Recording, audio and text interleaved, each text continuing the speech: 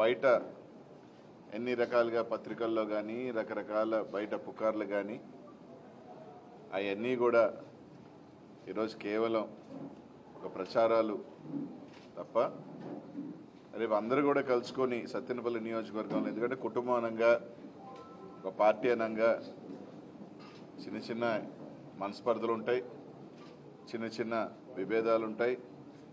అధికార పార్టీలో ఉన్నప్పుడు తప్పకుండా కూడా కొన్ని అక్కడక్కడ కొన్ని మనస్పర్ధలు, చిన్న చిన్న విభేదాలు ఉంటాయి. అన్నీ కూడా కలుపుకొని పోయి అందరూ ఒక తాటి మీద ఈరోజు ఈ నియోజకవర్గంలో పనిచేసుకుంటూ ఖచ్చితంగా ఎవరన్నీ చెప్పినప్పటికీ కూడా జగన్మోహన్ రెడ్డి గారి మీద అభిమానం, వైఎస్ఆర్ కాంగ్రెస్ పార్టీని గెలిపించుకోవాలి, జగన్మోహన్ రెడ్డి గారిని ముఖ్యమంత్రిని చేసుకోవాలని ఈ ప్రాంతంలో బలంగా ఉంది. దానికి ఉదాహరణే జగన్మోహన్ రెడ్డి గారు మొన్న మేమంతా అనే సిద్ధం ఏదైతే సత్తెనపల్లిలో నియోజకవర్గంలో ర్యాలీ కానీ దారి పొడిగెత్తిన మీరు నకరేకలతో చూసినా, ఇక్కడ చల్లగుండ్ల దగ్గర ఆ ప్రాంతం చూసినా, ఇటు పక్క వచ్చి ధూళిపాలు కానీ సత్తెనపల్లి ఊరు కానీ వెళ్ళేదాకా పల్నాడు వదిలేదాకా చూసినా ఊర్లు కదిలి రావటం కూడా చూడటం జరిగింది. అదేవిధంగా చంద్రబాబు నాయుడు గారు సభ కూడా ఇదే సత్తెనపల్లిలో ఒక 20 రోజుల క్రితం కూడా చూస్తే దానికి ఏ విధంగా ప్రజాదరణ కూడా ఉందో ఈ ప్రాంతం వాళ్ళందరూ కూడా చూశారు.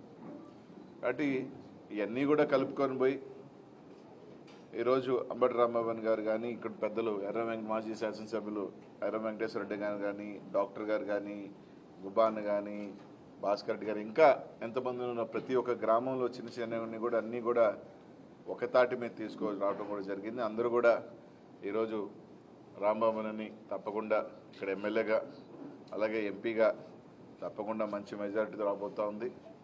ఈ నియోజకవర్గం వైఎస్ఆర్ కాంగ్రెస్ పార్టీకి కంచుకోట విధంగా కూడా రేపు మళ్ళీ కూడా గెలవబోతా ఉన్నాం. కాబట్టి అందరినీ ఒకటే కోరుతా ఉన్నాం, ఈ నియోజకవర్గంలో అంతా కూడా చిన్న ఏదైనా ఉంటే పక్కన పెడదాం, ఇంకా ఎక్కడైనా ఒక 5% 10% అక్కడక్కడ గ్రామాలలో ఉంటే పక్కన పెడదాం. మన లక్ష్యం జగన్మోహన్ రెడ్డి గారిని ముఖ్యమంత్రిని చేసుకునే దానికి. కాబట్టి ఈరోజు రాంబాబుని మంచి మెజారిటీతో గెలిపించేదానికి ఇంకా కూడా అందరం కూడా రేపు నామినేషన్కి ప్రతి ఒక్కరు కూడా పెద్ద ఎత్తున ఎట్టా కూడా తరలిరాబోతున్న ఆడి నుంచి ఒక 20 రోజుల పాటు ప్రతి ఒక్కరు కూడా కష్టపడదాం. ఎందుకంటే ఈ నియోజకవర్గంలో అందరికీ కూడా తెలుసు, జనసేన వాళ్ళు ప్రత్యేక దృష్టి ఉంది, తెలుగుదేశం పార్టీ వాళ్ళు ఒక ప్రత్యేక దృష్టి ఉంది. కారణం నిత్యం వాళ్ళని అటాక్ చేస్తూ జగన్మోహన్ రెడ్డి గారికి అండదండలుగా ఉంటూ ప్రతినిత్యం వార్తల్లో ఉంటూ ముందుకు వెళ్తున్న రాంబాబు గారిని ఎలాగైనా ఓడించాలని వాళ్ళు కూడా అంతే గట్టిగా ఈ నియోజకవర్గంలో వాళ్ళ ప్రయత్నాలు ఉన్నాయి.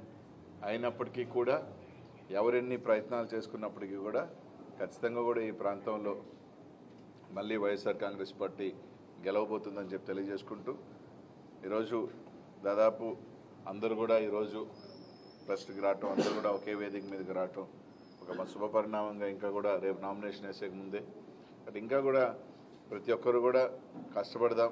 వైఎస్ఆర్ కాంగ్రెస్ పార్టీ నాయకులు, కార్యకర్తలు, శ్రేణులు అందరూ కూడా కష్టపడదాం. ఒకటే ఆలోచన చేయండి, చిన్న ఒక కుటుంబంలో పక్కన పెట్టుకొని మన పెద్ద ఆలోచన జగన్మోహన్ రెడ్డి గారు ముఖ్యమంత్రి అవ్వాలి. ఈరోజు మళ్ళీ ఆ సంక్షేమం మళ్ళీ ఉండాలి, సంక్షేమ పథకాలన్నీ మళ్ళీ కొనసాగాలి. ఇవన్నీ కొనసాగాలి అంటే మనం చేసే చిన్న పొరపాటు కానీ తప్పకుండా కాలక్రమాన అన్నీ కూడా సర్దుకుంటాయి కూడా అని చెప్పి తెలియజేసుకుంటూ ప్రతి ఒక్కరూ కూడా ఈ నియోజకవర్గంలో ఖచ్చితంగా కూడా మంచి మెజారిటీతో సత్తెనపల్లి నియోజకవర్గం వైఎస్ఆర్ కాంగ్రెస్ పార్టీ జెండా ఎగరబోతుందని చెప్పి మీ అందరికీ కూడా తెలియజేసుకుంటూ అలాగే ఎంపీగా కూడా 24వ తారీఖున నామినేషన్ అయిపోతా ఉన్నాం. నేను నర్సరావుపేటలో గోపిరెడ్డి సీనన్న అదే రోజున అయిపోతా ఉన్నాం. కాబట్టి మీ అందరి ఆశీస్సులు, దీవెనలు ఎంపీగా కూడా నాకు ఉండాలని చెప్పి మనస్ఫూర్తిగా అందరినీ కూడా కోరుకుంటూ ఆ రోజు మీ అందరి ఆశీస్సులు, దీవెనలు కూడా ఇవ్వాలని చెప్పి మనస్ఫూర్తిగా అందరినీ కూడా 24వ తారీఖున వేసే నామినేషన్కి పల్నాడులో ఉన్న ప్రతి ఒక్కరు కూడా అన్ని నియోజకవర్గాల ప్రజలు, నాయకులు మీ ఆశీస్సులు ఇవ్వాలని చెప్పి మనస్ఫూర్తిగా కోరుకుంటూ ఖచ్చితంగా రానున్న 13వ తారీఖున 7 అసెంబ్లీ నియోజకవర్గాలు నర్సరావుపేట పార్లమెంట్లో గెలవబోతా ఉన్నాం. జూన్ 4న రిజల్ట్ చూడబోతున్నాం అని చెప్పి తెలియజేస్తా ఉన్నాం.